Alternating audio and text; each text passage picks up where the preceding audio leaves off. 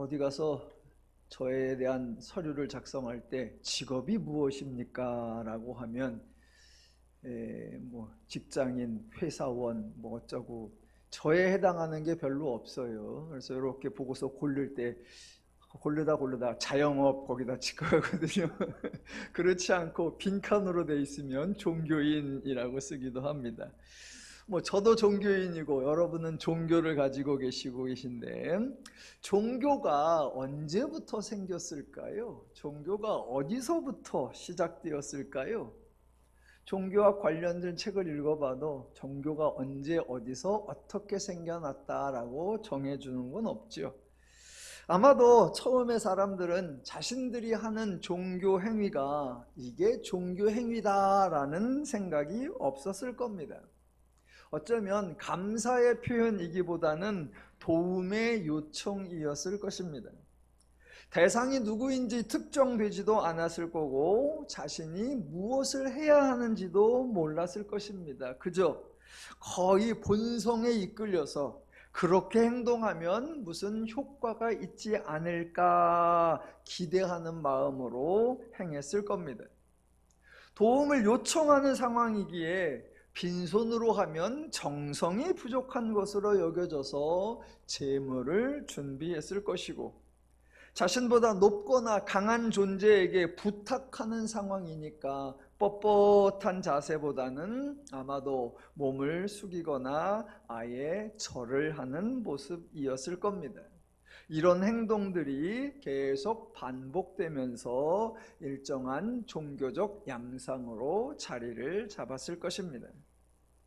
사람들의 생각에 기인한 것이었기 때문에 지구상에 있는 대부분의 종교가 매우 유사한 거예요. 왜냐하면 죄인들의 사고방식이 거기서 거기이기 때문입니다. 제가 혼자 이렇게 생각을 해보니까 종교는 크게 세 가지 유형으로 나눌 수 있을 것 같습니다. 하나는 신과 인간의 관계에서 인간이 모든 것을 행하는 유형입니다. 지구상에 존재하는 거의 모든 종교, 인간에게서 기인한 대부분의 종교가 이 유형에 해당합니다.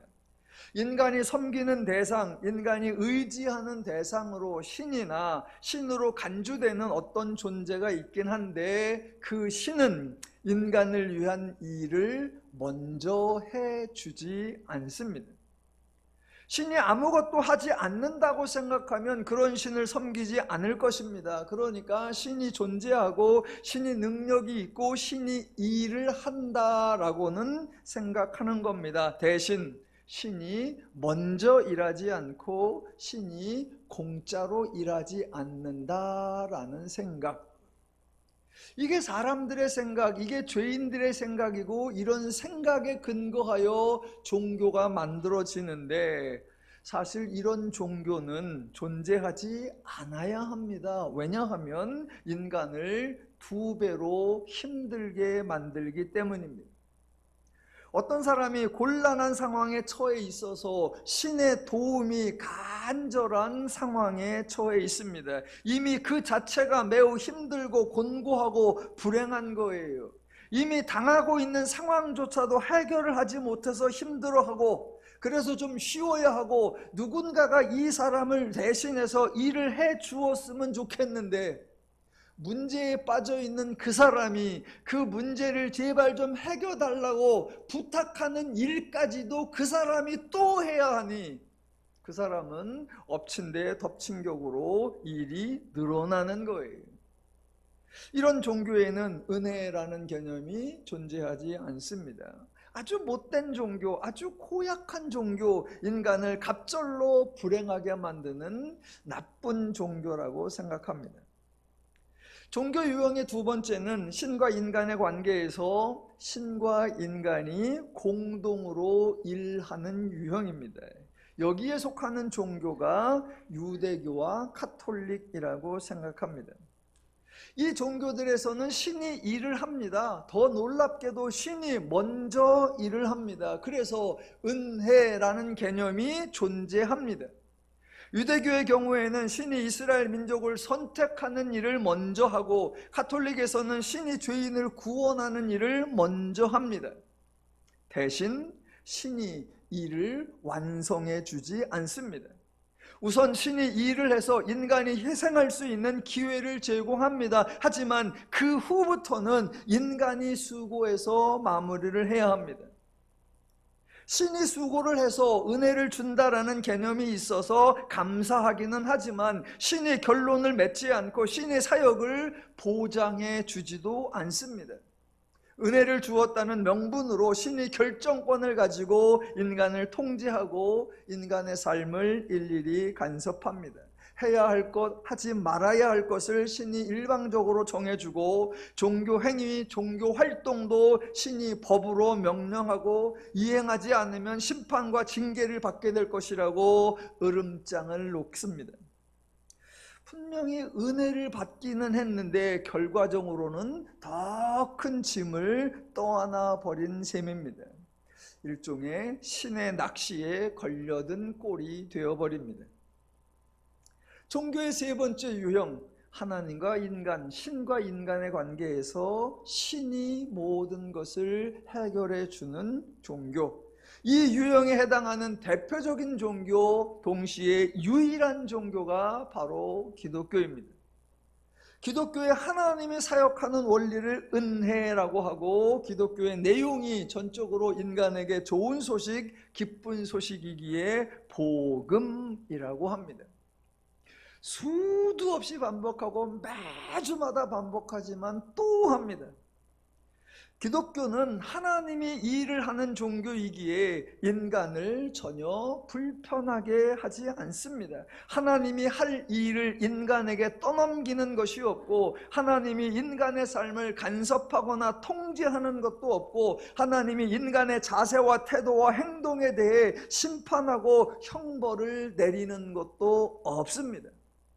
대신 인간에게 꼭 필요한 일, 인간이 할 수는 없지만 인간에게 반드시 해결되어야 하는 문제, 그것을 하나님이 직접 수고해서 완벽하게 이루어 주십니다. 기독교의 내용이 기쁜 소식인데, 들어보면 정말 좋은데 많은 사람들이 복음을 매우 어색해합니다. 왜냐하면 죄인들의 사고방식에 없는 생각이기 때문입니다. 에휴, 강자고 큰자고 높은 자가 그렇게 은혜를 주실 리가 없다, 그런 분이 공짜로 일을 해줄 리가 없다라고 생각하기 때문입니다. 그래서 하나님이 먼저 말씀하셨죠. 나는 너희의 생각과 달라, 나는 너희의 방식과 달라, 그래서 나는 거룩한 하나님이야 라고 소개하셨습니다. 기독교는 복음을 전하는 종교입니다. 기쁜 소식을 전하는 종교예요. 그러니까 여러분이 복음을 들으실 때마다, 복음이 기록되어 있는 성경을 읽으실 때마다, 복음을 전하는 설교를 들으실 때마다 기쁜 소식을 듣는 겁니다. 그러니까 들으시고 나서 야, 참 좋다 라고 반응하시면 돼요. 처음에는 좀 의아할 수 있죠. 과연? 좀 새로우실 수 있고 어색할 수도 있습니다. 이래도 되나 라는 생각이 들 수도 있고, 이럴 수가 있나 라고 생각할 수도 있습니다. 하지만 기독교는 과연 다르구나, 복음은 과연 다르구나, 정말 좋구나 라고 받아들이시면 됩니다. 오늘도 거룩하신 하나님에 대한 거룩한 내용, 기독교의 복된 소식을 창세기 7장과 8장을 통해서 확인해 보도록 하겠습니다. 자, 기독교는 전적으로 하나님이 일하시는 종교이기에 하나님이 인간에게 지시하고 명령하는 것이 없습니다. 그래서 실제로 아담과 하와가 하나님께 받은 사명이 없고, 가인과 아벨이 하나님께 받은 겁이 없습니다. 그래서 당연하게 아담과 하와에 대해, 가인과 아벨에 대해 일을 잘했다, 일을 잘못했다라는 평가가 없습니다. 그래서 당연하게 일을 잘했다고 준 상이 없고, 일 못했다 내린 벌도 없습니다.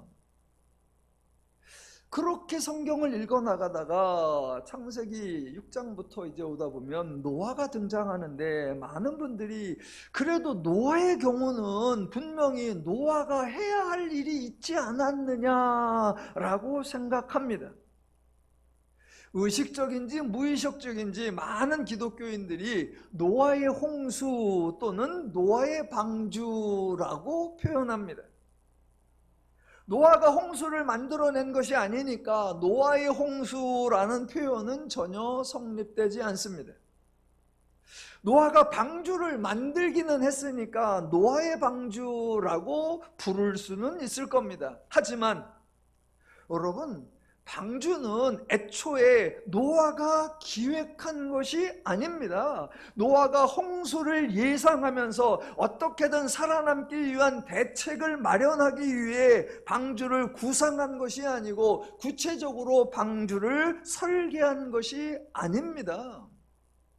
노아가 천기를 헤아리고 노아가 지혜를 동원하고 노아가 친히 수고하여 방주를 만들어낸 것이 아닙니다. 방주는 하나님이 시작하셨습니다. 그렇다고 하나님이 필요해서 하나님이 쓰시려고 하나님이 타시려고 방주를 만드신 것이 아닙니다. 하나님의 목적을 위해 노아에게 방주를 만들도록 하나님이 노아를 부려먹은 것이 아닙니다. 그러니까 우리는 너무 단순하게 하나님이 노아에게 방주를 만들게 했다라고 말하면 안 됩니다. 하나님이 노아에게 방주를 만들라고 하는 귀중한 사명을 주셨다라는 표현도 적절하지 않습니다.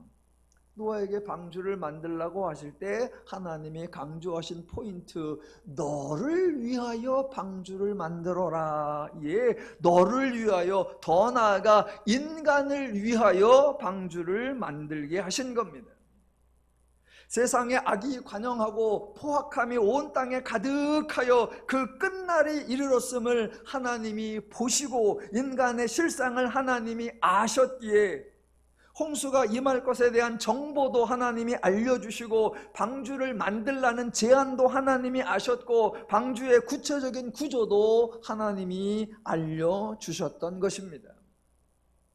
만약 애초에 방주가 무엇인지도 모르고 방주 만들 줄도 모르는 사람에게 방주를 만들라라고 하나님이 명령하셨고, 그래서 노아가 악조건 속에서도 혼자 끙끙대면서 기어코 방주를 만들어 냈다면 노아의 방주라고 불러도 됩니다. 하지만 실상은 전혀 다릅니다. 본문에는 나와 있지 않지만 노아가 방주를 만들면서 계속해서 시행착오를 했을 겁니다. 당연하지요. 방주를 설계할 줄도 모르고 방주를 제조할 줄도 모르는 노아가 일사천리로 만들었을 가능성 전무합니다. 허다한 시행착오를 할 때마다 하나님이 그 과정 속에 지혜를 주시고 하나님께서 여러 돕는 손길을 통하여 기어코 배를 만들게 하셨습니다. 그러니까 누가 만들게 하셨다? 하나님이 노아로 하여금 방주를 만들 수 있도록 하셨고, 그 방주로 말미암아 노아와 모든 생명들이 보존될 수 있도록 하나님이 일하셨다라는 겁니다. 자, 하나님이 노아를 불러서 방주와 또는 홍수와 관련해서 하신 말씀, 단순히 배만 만들어라 라는 것이 아니었죠. 방주를 만들라라고 하셨고, 방주에 탈 사람들에 대해서도 말씀하셨고, 방주에 들어갈 동물들에 대해서도 말씀하셨고, 방주에 들어간 사람과 동물들이 먹을 양식에 대해서도 하나님이 말씀하셨습니다. 자, 노아가 이 일을 행하는 게 결코 쉽고 간단하지가 않습니다. 창세기 6장 22절을 볼까요? 노아가 그와 같이 하여 하나님이 자기에게 명하신 대로 다 준행하였더라. 한 번이 아니죠. 7장 5절. 노아가 여호와께서 자기에게 명하신 대로 다 준행하였더라. 두 번이나 나옵니다. 여러분, 과연 그럴까요? 노아가 여호와께서 자기에게 명하신 것을 알아서 다 준행했을까요? 이게 가능할까요? 저는 불가능하다에 한 표를 던지겠습니다. 노아는 하나님이 말씀하신 것을 행할 수 없습니다. 노아가 할 수 있는 영역이 아닙니다. 우선 방주에 타는 생물들에 대한 거 하나 볼까요? 6장의 표현과 7장의 표현이 조금 차이가 납니다. 6장 19절. 혈육 있는 모든 생물을 너는 각기 암소 한 쌍씩 방주로 이끌어들여 너와 함께 생명을 보존하게 하되 새가 그 종류대로 가축이 그 종류대로 땅에 기는 모든 것이 그 종류대로 각기 둘씩 내게로 나아오리니 그 생명을 보존하게 하라. 자, 둘씩이라고 나와요. 그런데 7장 2절을 보시면 너는 모든 정결한 짐승은 암수 7씩 부정한 것은 암수 2씩을 내게로 데려오며 공중의 새도 암수 7씩을 데려와 그 씨를 온 지면에 유전하게 하라. 6장에는 정결하고 부정한 것 차이가 없었는데 7장에는 정결하고 부정한 것이 구분이 되고 동물의 숫자도 달라져요. 예전에 많은 사람들이 이런 차이를 보면서 성경을 조롱하고 성경을 비난했습니다. 한 가지 주제에 대하여 다른 내용이 나오니까 그럼 뭐가 진짜냐? 하나는 가짜고 하나는 표절이고 그러냐? 아니면 당시에 여기저기 돌아다니는 이야기를 끌어모아서 짜집기 하고 편집한 거 아니냐라고 성경을 모욕했습니다. 그렇지 않습니다.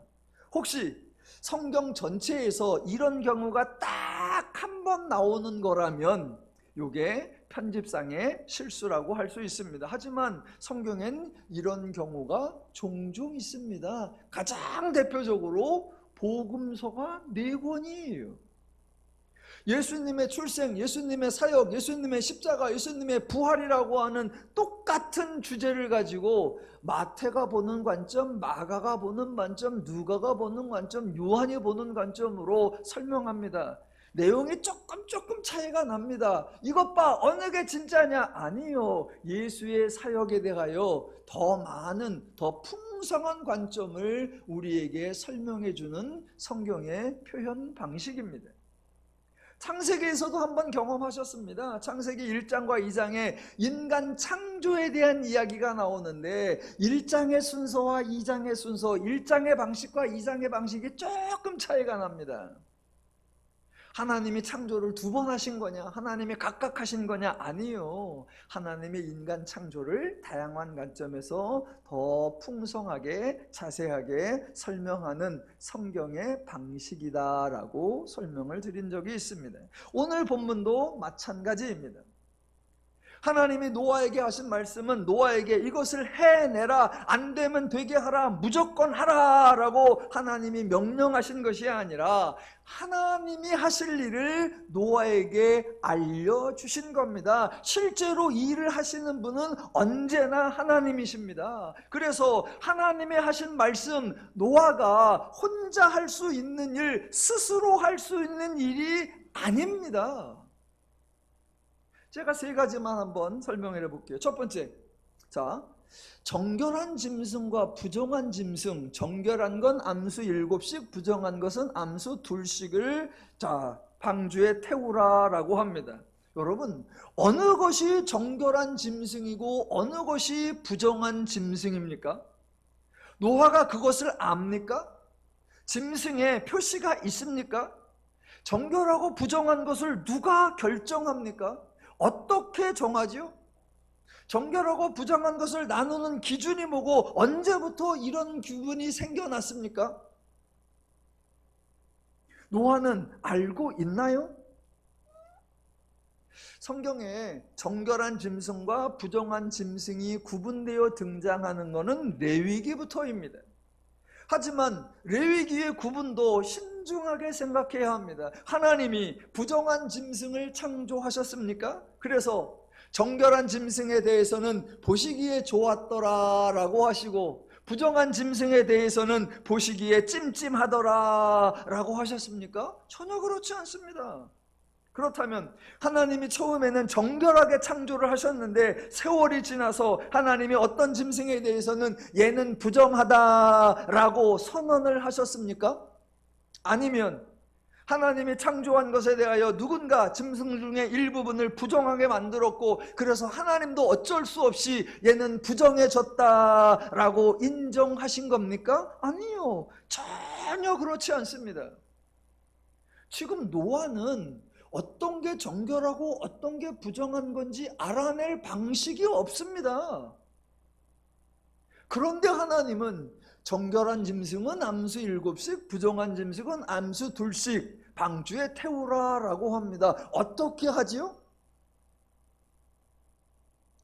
그 말씀 바로 다음 창세기 7장 5절에 노아가 여호와께서 자기에게 명하신 대로 다 준행하였더라. 택도 없는 소리입니다. 노아는 준행하기는커녕 아예 시작도 못합니다.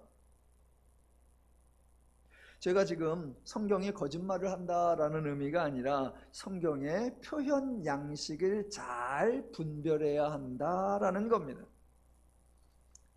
하나님의 말씀이 노아에게 이 일을 지시하고 명령하신 것이 아니다라고 하는 것 두 번째 근거, 노아가 짐승의 종류, 짐승의 숫자를 알지 못한다라는 겁니다. 자, 6장 19절 다시 보시죠. 혈육 있는 모든 생물을 너는 각기 암수 한 쌍씩 방주로 이끌어들여 너와 함께 생명을 보존하게 하되. 모든 생물입니다. 7장 2절 너는 모든 정결한 짐승은 암수 7씩, 부정한 것은 암수 2씩을 내게로 데려오며 공중의 새도 암수 7씩을 데려와 그 씨를 온 지면에 유전하게 하라입니다. 아니, 정결한 짐승이냐 부정한 짐승이냐를 떠나서 혈육 있는 생명, 모든 혈육 있는 생명이 몇 종류죠? 새를 각기 그 종류대로인데 몇 종류예요? 가축을 그 종류대로라고 하는데 몇 종류예요? 땅에 기는 모든 것을 그 종류대로라고 하는데 몇 종류예요? 노아가 하나님 말씀에 준행하려고 하면 그거를 종류대로 다 방주에 들어가게 해야 되는데 몇 종류를 모아야 다 모은 거예요?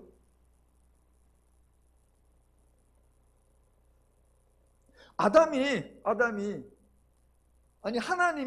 처음에 하나님이 창조하실 때에 내가 지금부터 창조하는 모든 생물의 종류는 몇 가지다 라고 말씀해 주신 적이 없습니다. 동물이 몇 종류이고 새가 몇 종류이고 땅에 기는 것이 몇 종류이다 라고 하나님이 설명해 주신 적이 없어요. 혹시 아담은 알고 있었을 가능성이 있죠. 창세기 2장 19절에 이렇게 나옵니다. 여호와 하나님이 흙으로 각종 들짐승과 곡중의 각종 새를 지으시고 아담이 무엇이라고 부르나 보시려고 그것들을 그에게로 이끌어 가시니 아담이 각 생물을 부르는 것이 곧 그 이름이 되었더라. 아담이 모든 가축과 공중의 새와 들의 모든 짐승에게 이름을 주니라 라고 하니까 아담에게로 모든 동물이 나왔고 아담이 모든 동물의 이름을 지어주었다라고 하니까 아담은 모든 동물을 각 종류별로 보았을 수도 있겠죠. 그러면 아담이 노아에게 야 노아야, 내가 예전에 하나님이 보내줘서 각종 온 동물을 다 보았는데 그거는 이거다라고 아담이 노아에게 알려주었을까요? 이 당시 사람들은 툭하면 900살을 살았으니까 그때까지 아담이 살아있어서 노아가 저기요 할아버지 종류가 몇 가지나 있어요 라고 하면 일로 와봐. 노아가 그랬을 가능성이 있나? 아니요, 불행하게도 없습니다. 노아는 아담이 죽고 난 한 100년 이후에 지나서야 출생을 합니다. 그러니까 노아가 어렸을 때에 아담 할아버지 무릎팍에서 옛날에 이런 종류가 있었다, 동물은 짐승은 새는 이거다, 그런 이야기 들어보지 못했을 거예요.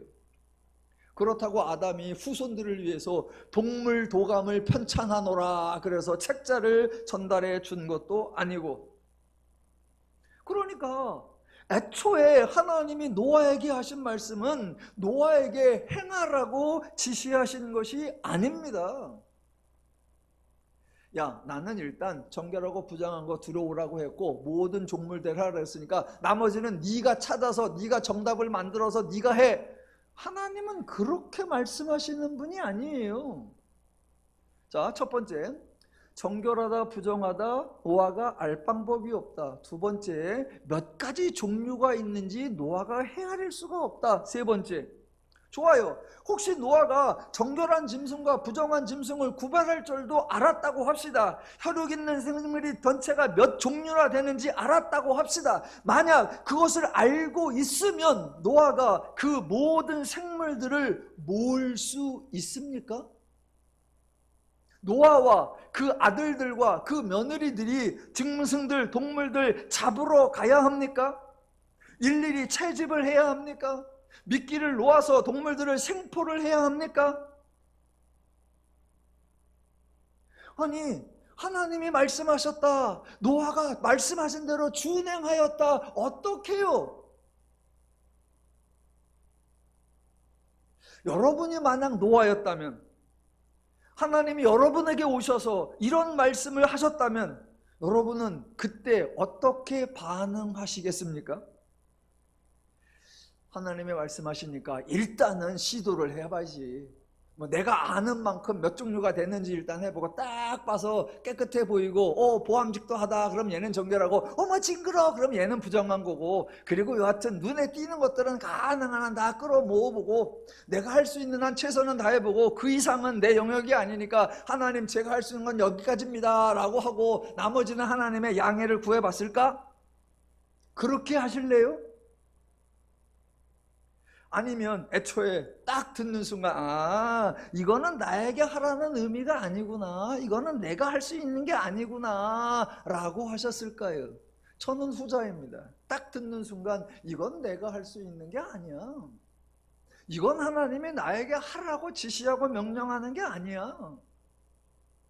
그런데 오늘 본문에는 노아가 여호와께서 자기에게 명하신 대로 다 준행하였다라고 나옵니다. 이 말이 노아가 실제로 준행했다라는 의미가 결코 아닙니다.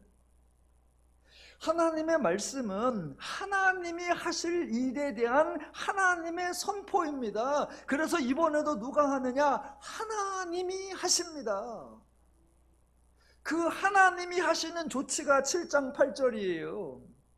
정결한 짐승과 부정한 짐승과 새와 땅에 기는 모든 것은 하나님이 노아에게 명하신 대로 암수 둘씩 노아에게 나와 방주로 들어갔으며, 15절 무릇 생명의 기운이 있는 육체가 둘씩 노아에게 나와 방주로 들어갔으니입니다. 노아가 준행한 것이 아니라 하나님이 준행하신 거예요. 이 말씀과 관련해서 동물들과 관련해서 노아가 해야 할 일은 딱 한 가지입니다.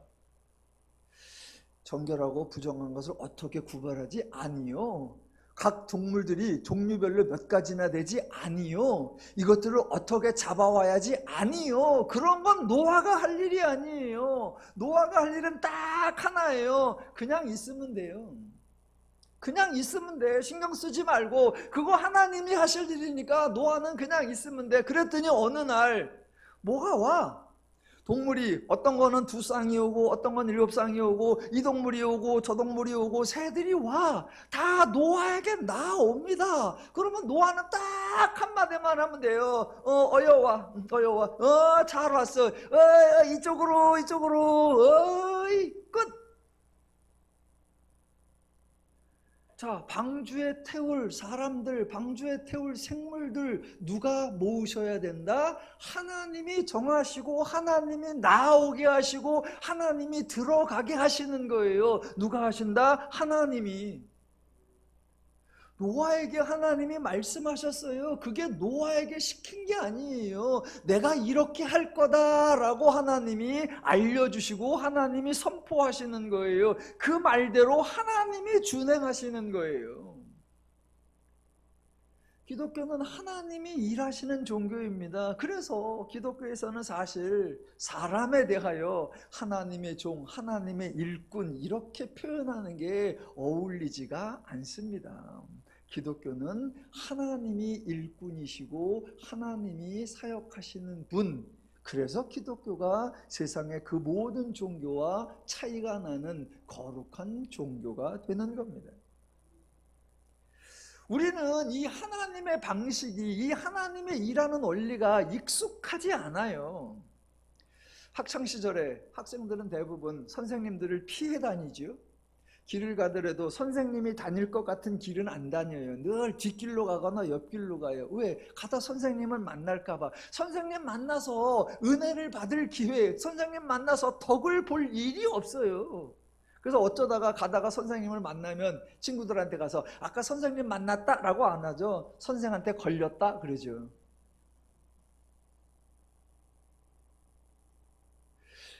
길 갈 때는 피해갈 수 있는데 학교에 가서 수업 시간이야. 그러면 이제 피할 수가 없어. 그럼 그때부터 뭐 한다? 눈을 내리 깔죠. 선생님하고 절대로 눈을 안 마주쳐. 왜? 눈 마주쳤다가는 25번 나와서 풀어. 불편한 일이 생겨. 어려운 일이 생겨. 자존심 상하는 일이 생겨.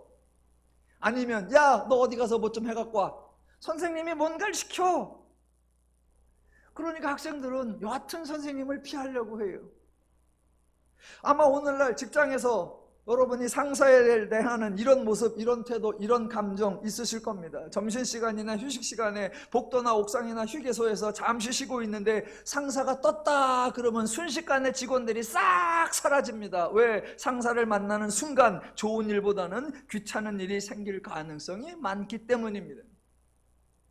우리는 그런 습성이 있어요. 또 실제로 그런 현실이고, 하지만 하나님에 대해서는 그렇게 하지 않으셔야 합니다. 도리어 하나님에게는 눈에 띄는 것이 좋습니다. 하나님의 말씀을 들어야 하는 경우가 생기면 부담 느끼지 않으셔도 됩니다. 왜요? 하나님의 말씀은 지시나 명령이 아니라 하나님의 하실 일에 대한 선포이기 때문입니다.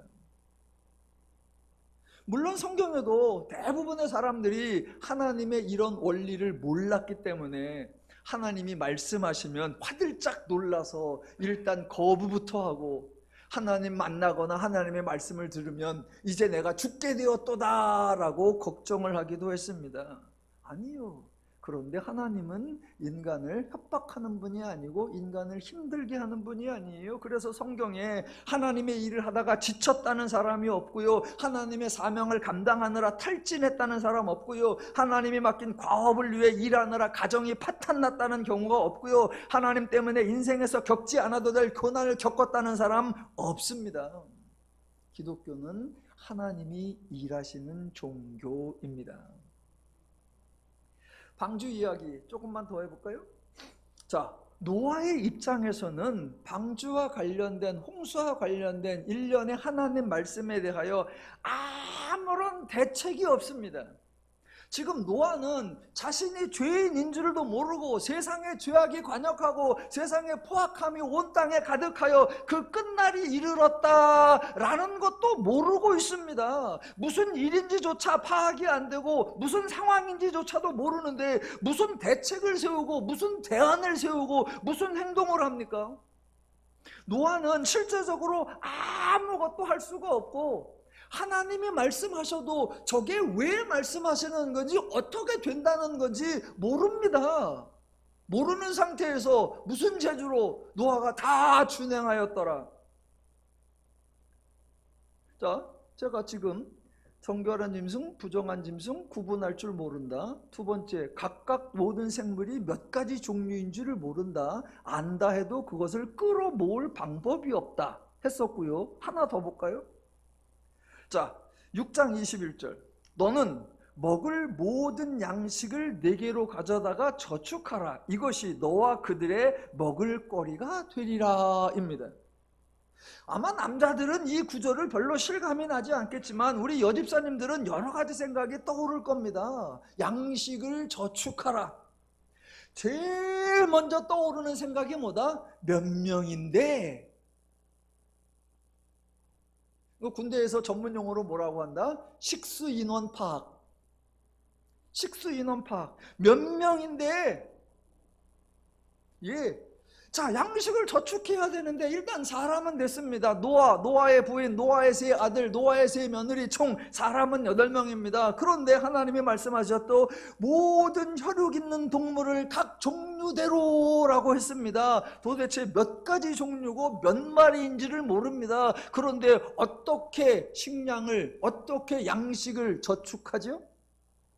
그 말을 듣는 순간 노아는 난감했을 겁니다. 도대체 몇 명분을 해야 되나? 그 다음 준비를 하라고 하는데 뭐를 준비를 해야지? 사람이나 동물이나 다 똑같은 걸 먹나? 동물도 다 다른데.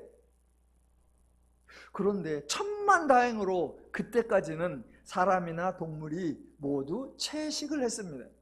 창세기 1장 29절에 의하면 사람은 씨 맺는 모든 채소와 씨 가진 열매 맺는 모든 나무를 먹었고, 30절에 의하면 땅의 모든 짐승과 하늘의 모든 새와 땅에 기는 모든 것은 풀을 먹었습니다. 와, 다행이다. 식재료는 정해졌습니다. 그 다음 이제 양식을 저축해야 되는데 여러분, 얼만큼 저축을 해야 되죠? 아니, 저축할 양을 정하려고 하면 방주로 들어가긴 하는데 방주에 며칠 동안 있을 예정이죠?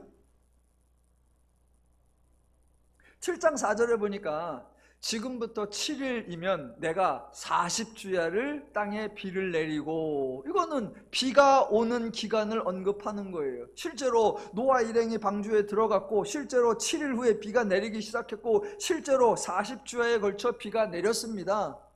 이거는 실제 상황이고, 양식을 저축하는 건 그 전에 해야 되잖아요. 비가 오기 전에, 방주에 들어가기 전에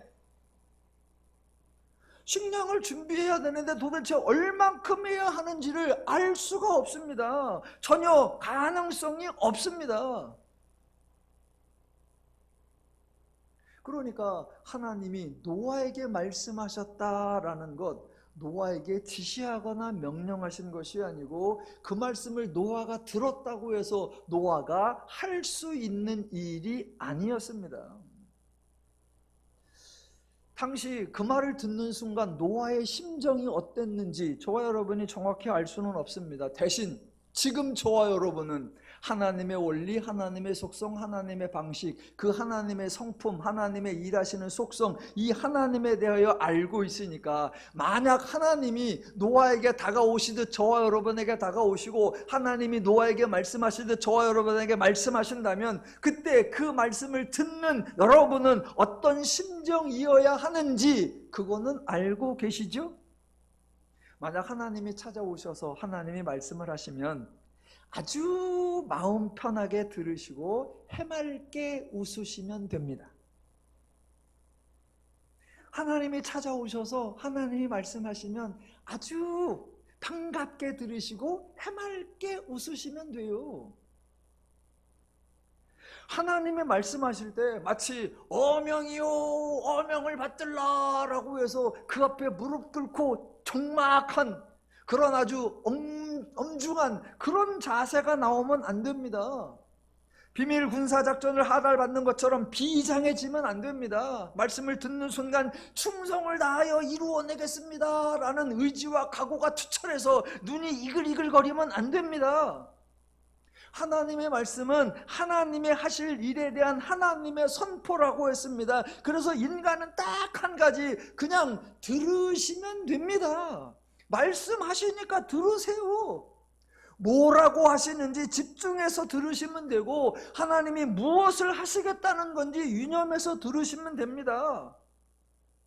하나님이 말씀하시면 세상에서 인간이 지을 수 있는 가장 여유로운 표정을 지으시고 도무지 근심 걱정이라고는 하나도 없는 한량 같은 모습을 보이시면서 어머 무척이나 재밌을 것 같은데 하는 아주 호기심 마득한 얼굴로 천진난만하고 순진무구한 표정으로 천하태평한 심정으로 그저 잘 들으십니다. 그렇게 다 듣고 나서 하나님이 말씀하시는 거 다 듣고 나서 마지막에 딱 한마디만 하면 되죠. 네, 그거예요. 네, 알겠습니다. 말씀하셨사오니 제가 이행하겠습니다가 아니라, 그렇게 하신다고요? 네, 그러세요. 그렇게 하신다고 하니 그러시라고. 네. 이게 기독교 신앙의 특징이고 이게 하나님과 인간의 관계의 가장 전형적인 모습입니다. 이게 어떻게 가능하다? 기독교는 하나님이 일하시는 종교이기 때문에 가능한 거예요. 지난 주일에 말씀드린 것처럼 제가 목사 안수식에 다녀왔습니다. 자, 목사 안수식 여러분 딱 떠오르죠? 어떤 분위기였을까 예상이 되시죠? 설교하는 분이 어떤 말씀을 하셨을까? 권면하시는 분이 뭐라고 말씀하셨을까? 반복되는 표현이 무엇이었을까? 예상이 되시죠? 예, 세상에서 예상을 크게 빗나가지 않았었습니다. 근데 이게 참 재밌는 게요. 보세요. 어느 분이 세상에서 어느 공직에 또는 어느 직분을 받고 그래서 취임을 한다라고 합시다. 그러면 말 그대로 취임식이에요. 취임식. 그러면 다 축하해요. 당사자도 너무나 기뻐하고 가족들도 매우 즐거워하고 참석자들도 하객, 말대로 축하하는 사람에 대해서 전체적으로 잔치나 축제 같은 행사를 벌입니다. 그런데 곰곰이 생각해 보면 취임식이 마냥 축하할 일이 아닙니다. 왜냐하면 할 일이 태산 같기 때문입니다. 본인이 결정해야 되고 본인이 추진해야 되고 본인이 완수해야 되고 본인이 판단받아야 합니다. 모든 것을 본인이 감당해야 하고 모든 것을 본인이 전적으로 책임을 져야 합니다. 현실적으로 매우 부담되고 매우 짐이 되는 행사예요. 그런데 대부분의 사람들이 기뻐하고 즐거워하고 신나합니다. 할 일이 태산같이 늘어나는 건데 다 좋아해. 기독교로 와봅시다. 목사 안수식이나 선교사 파송 예배나 교회 창립 예배를 하면 분위기가 무겁습니다. 분명히 축하하는 자리인데 염려와 근심이 가득합니다. 엊그제 안수식에서도 권면을 하시는 분이 권면 내용 중에 이래요. 이런 시기에 목회를 하겠다고 안수를 받는데 이거를 축하해야 되는지 이거를 기뻐해야 되는지 참 모르겠습니다. 아주 측은하게 여깁니다. 이제 좁은 길을 가게 되었다고, 이제 가시밭길을 가게 되었다고 안타까워합니다. 아니 왜요? 사실은 정반대가 되어야지요. 세상의 취임식은 본인이 짊어져야 할 일 때문에 부담스러워야 하고, 교회 행사는 하나님이 일하신다는 사실 때문에 가벼워야 하잖아요. 하나님의 사역에 대해 인간은 어떤 책임도 지지 않습니다. 실제로 성경을 보시면 인간이 책임 추근당한 사람 없습니다. 그래서 하나님에게 문책당한 사람 없습니다. 대표적으로 가장 대표적인 인물, 복음서에 나오는 제자들이죠. 3년 동안 엉뚱한 짓만 했고 나중에 예수님 모른다고 부인하고 다 예수님 떠났었습니다. 그렇다고 한 사람도 버림받지 않았고 그 중에 단 한 명도 제자에서 탈락하지 않았습니다. 복음서에서 한 번도 일을 제대로 한 적이 없는데 여전히 사도행전에 11명 다 등장하고 어느 날 호련히 성령을 내려받고 다 충만하였더라 라고 합니다. 기독교는 이게 가능한 거예요. 왜? 기독교는 하나님이 일하시는 종교이기 때문입니다. 목사님, 그거는 성경에 나오는 사도행전이고요. 그러니까 성경에만 있지. 그게 현실적으로 그게 가능합니까? 당연히 가능하죠. 여러분은 그 현장에 계시잖아요. 여러분은 더누림교회에서 직접 경험하고 계시잖아요.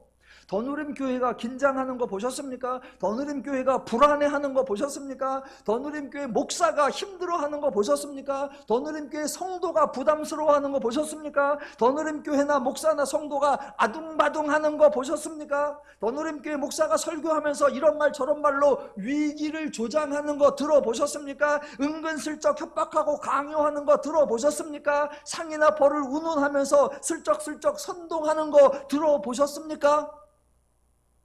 아마 못 들어보셨을 거고 앞으로도 못 들어보실 겁니다. 왜요? 더누림교회는 하나님이 일하시는 분이다라는 사실을 선포하고 그 하나님을 믿고 그 하나님의 방식대로 사역하는 교회이기 때문입니다. 방주 사건에서 핵심은 노아가 아닙니다. 성경의 모든 사건, 모든 장면에서 마찬가지로 방주 사건, 홍수 사건에서 핵심은 하나님이십니다. 인간의 죄악으로 말미암아 그 끝날이 이르러 자멸하는 인간을 구원하고 생명을 보존하는 사역 누가 하시느냐? 하나님이 하십니다. 노아가 하는 게 아니라 하나님이 하시는 거예요. 하나님이 말씀하시고 하나님이 말씀하신 대로 준행하셔서 노아의 가족과 혈육 있는 모든 생물들이 정한 수대로 노아에게 나오게 하셨고 방주에 들어가게 하셨고, 그래서 하나님이 방주의 문을 닫으셨습니다. 방주에 들어간 후 7일이 지나자 홍수가 시작되었고 40주야에 걸쳐 비가 내렸고 물이 150일 동안 땅에 넘쳤다고 합니다. 대략 197일 동안 방주 안에 머물렀었고 그 이후에 또 떠다닌 것이 150일, 그래서 거의 1년 이상, 1년 동안을, 1년에서 며칠이 빠집니다. 1년 동안을 방주에서 머물고 있습니다. 그럼 질문, 여러분, 방주 안에 있는 모든 사람과 생물이 건강했을까요? 잘 먹고 잘 싸고 잘 지내고 잘 지냈을까요? 혹시 양식이 부족하지는 않았을까요? 모든 생명들의 살아가는 방식이 다르고 모든 생명들의 거주하는 환경이 다른데 방주라고 하는 한 곳에 몰아놓고 그 모든 것이 함께 있을 때 그들이 과연 건강하게, 그들이 과연 안전하게, 그들이 과연 튼튼하게 잘 지낼 수 있을까요? 그런 모든 인간의 걱정과 염려와 근심을 한꺼번에 해결하는 하나님의 조치가 바로 8장 1절입니다. 하나님이 노아와 그와 함께 방주에 있는 모든 들짐승과 가축을 기억하사 하나님이 바람을 땅 위에 불게 하심에 물이 줄어들었고, 밑줄을 어디다 그어야 한다고요? 기억하사. 노아가 방주에서 매일같이 마음을 졸인다고 문제를 해결할 수 있는 게 아닙니다. 물론 먹을 양식 잘 보관하고 적절하게 관리를 해야 합니다. 여러분, 그건 기본이에요. 혹시 방주에서 지날 날이 길 수도 있어. 그러니까 우리 음식을 아주 조금씩 아껴 먹자. 그래서 이틀에 한 끼 먹고 하루 금식하고 이틀에 한 끼 먹고 하루 금식하고 그렇게 하자. 그랬더니 나중에 양식이 다 남아. 바보 같은 거예요. 우리가 배에 있지만 뭐 오래 있겠냐? 그러니까 먹자. 그래서 흥청망청 먹었어. 그랬더니 한 달 후에 양식이 모자라. 그거 바보 같은 거예요. 어떻게 해야 되죠? 며칠을 있어야 할지 모르니까 얼마를 준비해야 되는지도 모르고 준비된 양식을 어떻게 관리해야 되는지도 모릅니다. 그러니까 노아는 어떻게 한다? 그저 평상시대로 기본을 유지하면 돼요. 그러면 그 모든 상황, 그 모든 문제 해결은 누가 하셔야 된다? 하나님이요. 하나님이 하셔야죠. 왜? 이 모든 책임 전적으로 하나님이 지셔야 하는 겁니다. 왜냐하면 하나님이 언약을 세우셨기 때문입니다. 그렇게 말씀하신 분이 하나님이고 그렇게 이루어질 거라고 가르쳐 주신 분이 하나님이고 그래서 대안을 세워주신 분이 하나님이고 그 모든 것이 생명이 보존되게 하겠다고 언약, 맹세, 약속하신 분이 하나님이시기 때문입니다. 하나님이 내가 한번 볼게? 아니요. 내가 도울 수 있는 정도는 해볼게? 아니요. 모든 것을 하나님이 친히 담당하고 완벽하게 해결해 주시겠다고 언약 맹세하셨습니다. 그래서 하나님이 방주에 들어간 사람들과 방주에 들어간 모든 생물들 기억하셔야 합니다. 그들의 상황 알고 계셔야 하고 그들에게 필요한 조치를 가장 정확한 시점에 가장 정확하고 분명하게 하나님이 하셔야 합니다. 그래서 하나님이 그것들을 기억하셨으면 그 다음 단계로 진행을 하시고 해결을 하셔야죠. 그래서 하나님이 바람을 땅 위에 불게 하심에 물이 줄었고, 누가 하시는 거다? 하나님이. 노아는 안절부절할 것이 아닙니다. 방주 안에서 노아는 뭐 하면 되는 거냐? 평안하게 지내면 됩니다. 평안하게 지내면 돼요. 그러면 그 사이에 세월이 흘러갑니다. 8장 3절에 의하면 다시 150일 동안 물이 줄어들었고 4장에 가보면 아라랏산에 배가 도착했다라고 합니다. 아라랏산. 여러분, 성경이 재밌는 게요, 지금 1장부터 8장까지 사람이 어느 동네 어느 지역에 사는지 지명이 한 번도 나온 적이 없어요. 구체적인 명칭이 등장한 거는 창세기 2장에 강이 4개 있더라 라고 하면서 강 이름이 나왔었고요, 이번에 8장에서 산 이름 아라랏산이 등장한 거예요. 그러니까 1장부터 8장까지 구체적으로 이름이 등장한 거는 강 이름하고 산 이름뿐이에요. 하나님도 산과 강을 먼저 소개시켜줬어요. 그러니까 제가 월요일마다 상에 가는 거는 성경적이에요. 자, 그리고 8장 6절에 의하면 다시 40일이 지나고 7절에 하면 또 7일이 지나고 12절에 의하면 또 7일이 지납니다. 그래서 8장 13절 601년 첫째 달 곧 그 달 초하룻날에 땅 위에서 물이 거친지라 노아가 방주 뚜껑을 제치고 본즉 지면에서 물이 거쳤더니 둘째 달 21의 날에 땅이 말랐더라 입니다. 우리 하나님이 정말 친절하신 분이고 우리 하나님이 정말 정확하신 분이에요. 7장 1절에 뭐라고 했다? 하나님이 노아에게 이르시되 너와 네 온 집은 방주로 들어가라. 들어가게 하셨죠. 그래서 16절 들어간 것들은 모든 것의 암수라 하나님이 그들에게 명하신 대로 들어가매 여호와께서 그들을 들여보내고 문을 닫으셨더라. 예, 들어가라 하셨고 문을 닫으셨으면 그 다음엔 어떻게 해야 됩니까? 나오라고 해야죠. 그래서 8장 16절 너와 내 아내와 네 아들들과 네 며느리들과 함께 방주에서 나오고 너와 함께한 모든 혈육 있는 생물 곧 새와 가축과 땅에 기는 모든 것을 다 이끌어내라. 이것들이 땅에서 생육하고 땅에서 번성하리라 하시매 노아가 그 아들들과 그의 아내와 그 며느리들과 함께 나왔고 땅 위의 동물 곧 모든 짐승과 모든 기는 것과 모든 새도 그 종류대로 방주에서 나왔더라. 그들이 다 들어갔다가 대략 1년 정도를 지나고 다 나왔습니다. 사람들이 여기서 감동을 안 해요. 그냥 때가 되니까 나왔나 보다 하고 하면 아니요, 사실 이거 어마어마하게 대단한 거예요. 기적 같은 일이에요. 600세 되던 해 둘째 달 17일에 방주를 들어갔다가 601년 첫째 달 1일에 나온 거니까 거의 1년 정도 있다가 나온 겁니다. 여러분, 이 1년 동안 그 방주 안에서 그 모든 생물들이 함께 지내는데 아무 탈이 없었습니다. 사람들도 아무 탈이 없이 건강하게 지나다가 다 나왔고요, 각종 짐승들도 한 마리도 죽지 않고 다 나왔습니다. 이거 기적입니다. 어떻게 이런 일이 가능합니까? 여기서 더누림교회에서 저희가 성경을 보는 관점하고 혹자들이 보는 관점이 극명하게 나뉘더라고요. 어떤 분이 이걸 이렇게 설명했어요. 보십시오. 동물들이 다 들어가서 그 좁은 공간에 여러 생물들이 있습니다. 거기서 먹고 자고 싸우고 그럽니다. 그런데 그들이 질병이 안 걸리고 1년 만에 다 나왔습니다. 이게 어떻게 가능한 줄 아세요? 바로 노아가 성실하게 일했기 때문입니다. 노아가 불철주야. 하나님이 맡겨주신 생명인데 이 중에 하나도 다치게 하면 안 된다. 이걸 하나라도 잃어버리면 나는 하나님 앞에 초상이 난다. 그러니까 노아가 얼마나 노심초사했으며 얼마나 전전긍긍했으며 노아가 얼마나 열심히 일했겠습니까? 노아는 밤이 새도록 날이 새도록 열심히 일하고 밤낮으로 그 모든 수고를 다 감당하여 하나도 상하지 않도록, 이게 노아의 책임감이고 이게 노아의 신실함이고 이게 노아의 열심입니다. 하나님이 그런 사람이기 때문에 노아를 부른 겁니다. 노아가 이 모든 것을 이루어냈습니다. 그 설교 듣고 제가 딱 한마디 했죠. 뻥. 여러분, 저와 여러분이 자녀를 키워봐서 알고 집에서 식물을 키워봐서 알고 집에서 반려동물을 키워봐서 알잖아요. 정말 내가 정성이란 정성을 다 드리고 했는데 어느 날 아파. 내가 좋은 거란 좋은 건 다 했는데 어느 날 죽어. 내가 감당 못하고 내가 예상 못한, 내가 아무리 애를 써도 내 영역을 벗어나는 일이 너무나 자주 발생해요.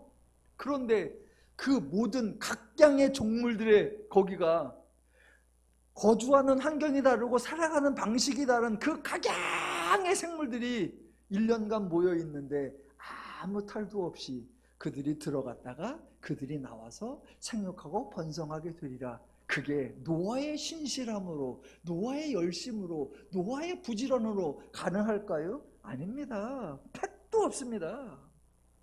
아무 탈도 나지 않고 모두 안전하고 모두 건강하게 지내고 생활하고 나왔다. 어떻게 해요? 하나님이 그렇게 해 주시겠다고 약속하셨고 하나님이 그 약속대로 준행하셨기 때문입니다. 내가 너에게 모든 동물이 나오게 하고 그 동물들을 통하여 생명을 보존하게 하겠다라고 하나님이 약속하셨잖아요. 하나님이 약속을 아주 정확하게 준수한 것입니다. 하나님이 맹세하신 대로, 하나님이 그들에게 언약하신 대로 모든 것 모이게 하시고 생활하게 하시고 그들의 상황을 기억하사 바람이 불게 하시고 땅이 마르게 하시고 그들이 나오게 하시고, 하나님의 일하신 결과로 인간은 생명을 보존하고 생육하고 번성할 수 있게 되는 줄로 믿습니다. 하나님은 태초로부터 지금까지 언제나 하나님이 말씀하신 것을 실행하고 하나님이 약속하신 것을 준행하십니다.